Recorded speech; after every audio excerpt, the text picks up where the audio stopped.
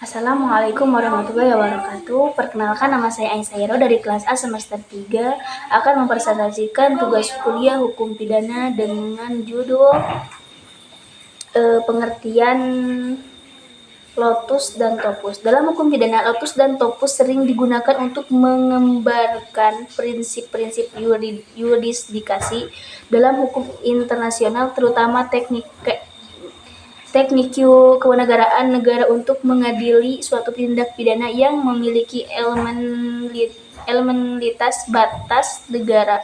Yang pertama, prinsip lotus. Prinsip ini berasal dari kasus Lotus 1927 antara Prancis dan Turki yang diputus oleh Mahkamah Tetap Internasional atau Permanent Court of International Al-Justice.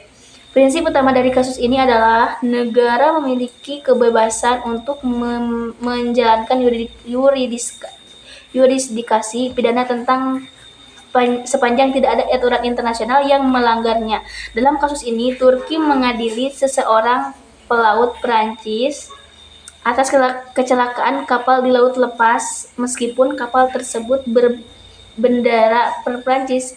Mahkamah menyatakan bahwa Turki berhak mengadili karena tidak ada aturan hukum internasional yang melarang tindakan tersebut. Nah, prinsip ini menekankan kedaulatan negara di mana negara berhak menetapkan yurisdiksi hukum mereka selama tindakan tersebut tidak melanggar hukum internasional.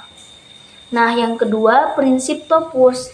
Istilah topus biasanya tidak digunakan sebagai prinsip hukum internasional, namun jika konteksnya adalah lotus delicti, istilah ini merujuk pada tempat terjadinya tindakan pidana. Dalam hukum pidana, tempat kejadian perkara penting untuk menentukan yurisdiksi pengadilan yang berwenang menangani kasus tersebut. Nah, kesimpulannya, prinsip lotus menekankan kebebasan negara dalam menjalankan yurisdiksi sepanjang tidak bertentangan dengan hukum internasional. Sedangkan lotus delicti atau topus berfokus pada tempat terjadinya tindak pidana untuk menentukan yurisdiksi hukum.